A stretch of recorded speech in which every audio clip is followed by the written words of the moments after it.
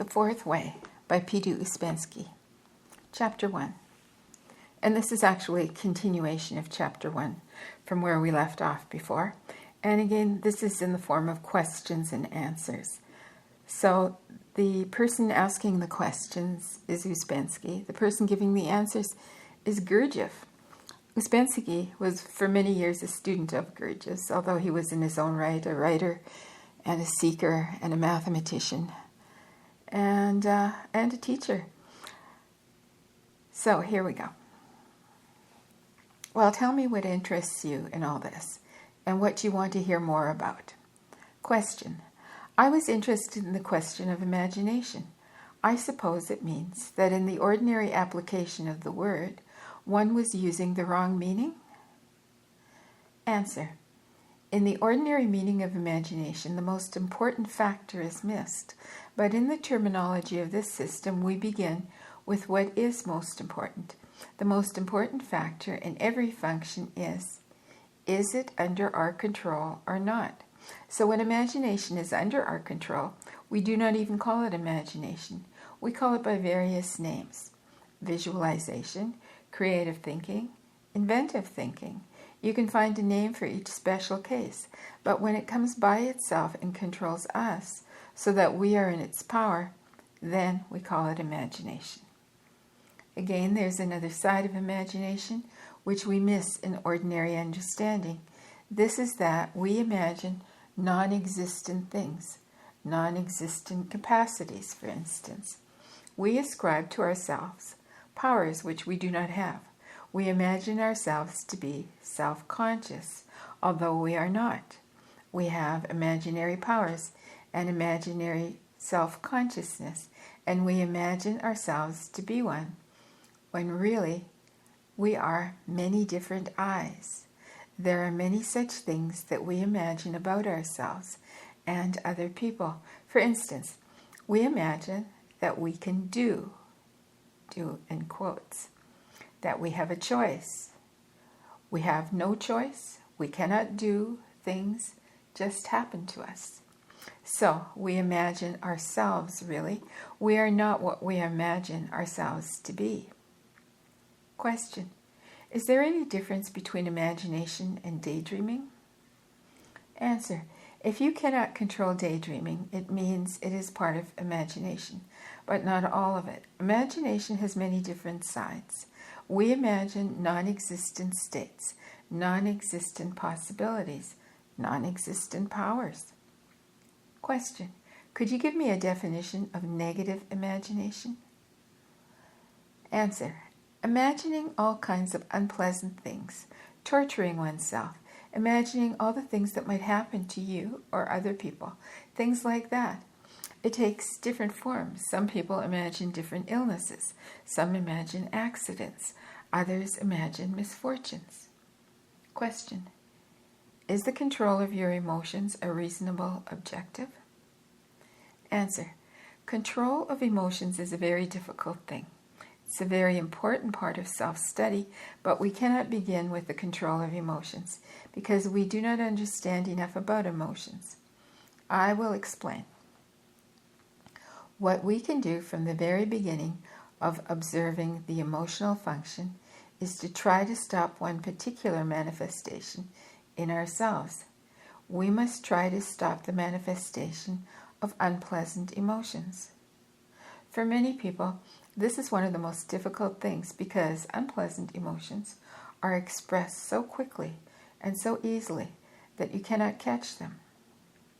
Yet, unless you try, you cannot really observe yourself.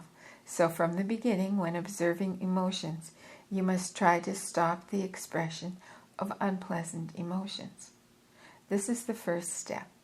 In this system, we call all these unpleasant, violent, or depressing emotions by the same name, negative emotions. As I said, the first step is trying not to express these negative emotions.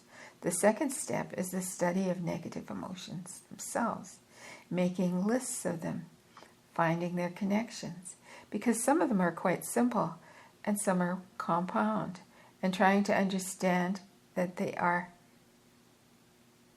quite useless, and trying to understand that they are quite useless.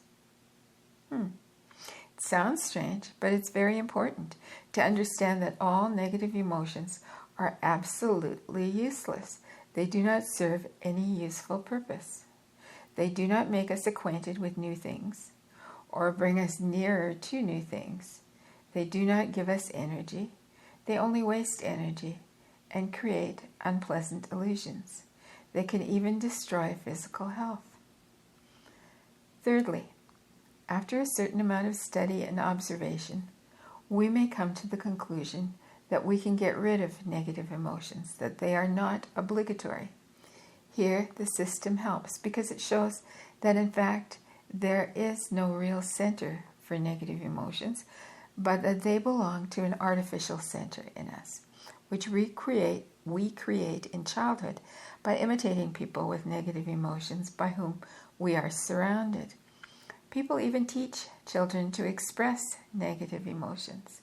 Then children learn still more by imitations. They imitate older children imitate grown-up people, and so at a very early age, they become professors of negative emotions.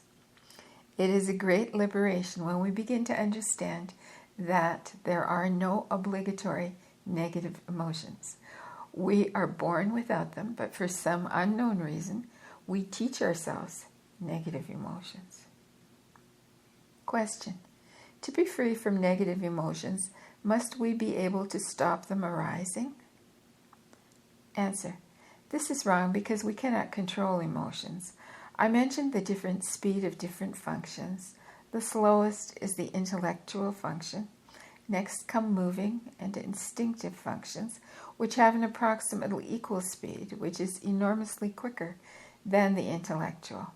The emotional function should still be quicker, but generally works at about the same speed as the instinctive function. So, moving, instinctive, and emotional functions are very much quicker than thought, and it is impossible to catch emotions by thought. When we are in an emotional state, they succeed each other so quickly that we have no time to think. But we could get an idea of the difference in speed by comparing thinking functions with moving functions.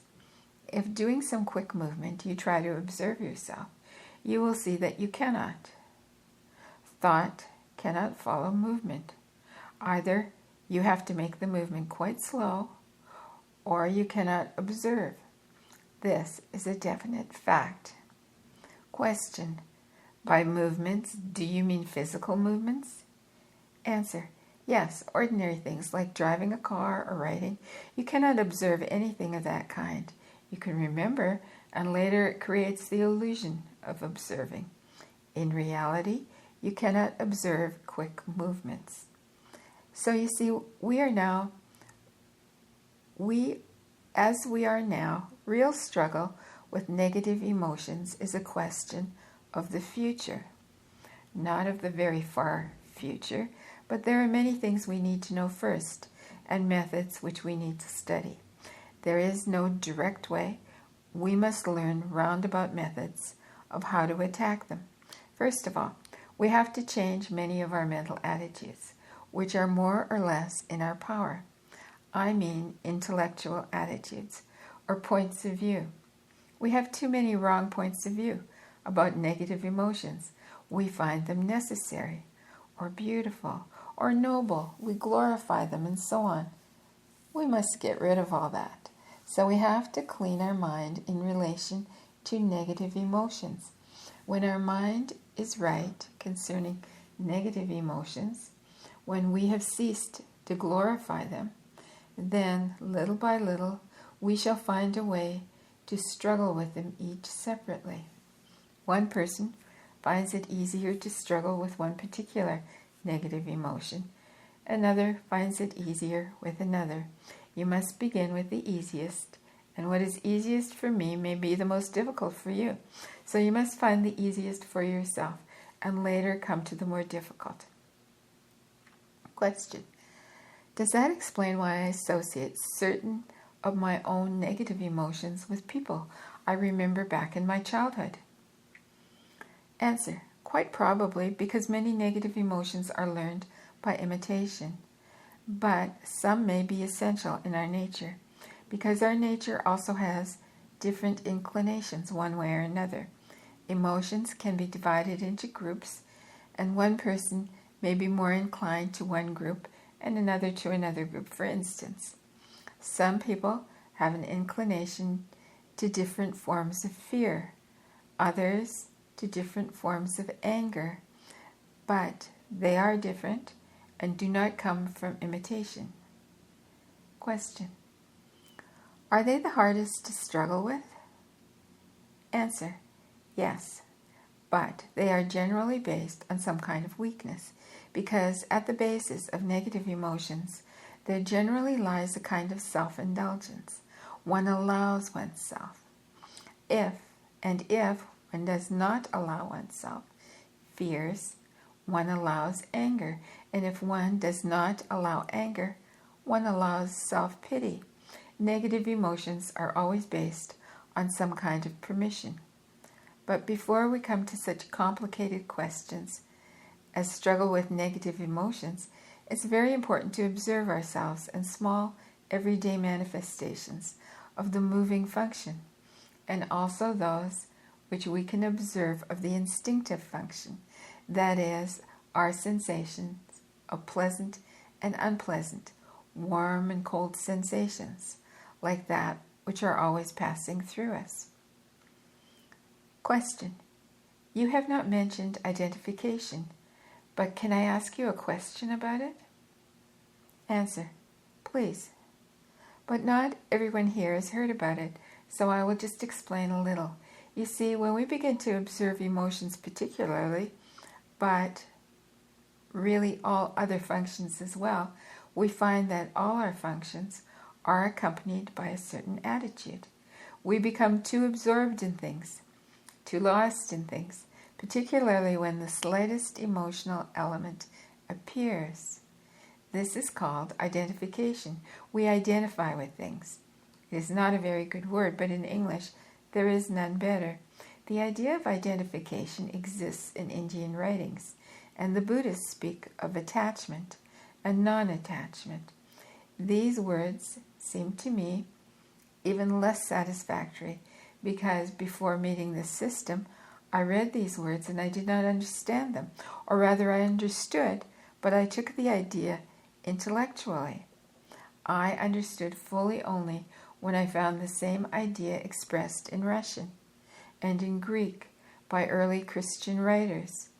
They have 4 words for 4 degrees of identification, but this is not necessary for us yet. We try to understand the idea not by definition, but by observation. It is a certain quality of attachment, being lost in things. Question: you lose your sense of observation?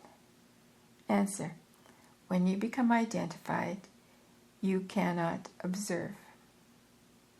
Question: it usually starts with It usually starts with emotion. Does possessiveness come into it too? Answer: yes, many things. It begins first with interest. You are interested in something, and then the next moment you are in it and do not exist anymore. Question: but if you're thinking and conscious of the effort of thinking, does that save you from identification? You cannot do both at once, can you? Answer: yes, it saves you for a moment, but the next moment another thought comes and takes you away, so there is no guarantee. You must be on watch all the time against it. Question: what negative emotions are you likely to glorify? Answer: some people are very proud of their irritability or irritation or something like that. They like to be thought very hard. There is practically no negative emotion which you cannot enjoy, and that is the most difficult thing to realize. Really, some people get all their pleasure from negative emotions. Identification in relation to people takes a special form, which is called in this system considering. But considering can be of two kinds: when we consider other people's feelings and when we consider our own. Chiefly, we consider our own feelings. We consider mostly in the sense that people somehow do not value us enough, or do not think about us enough, or are not careful enough about us. We find many words for that. This is a very important facet of identification, and it is very difficult to be free from it. Some people are fully in power. Some people are fully in its power. In any case, it is important to observe considering.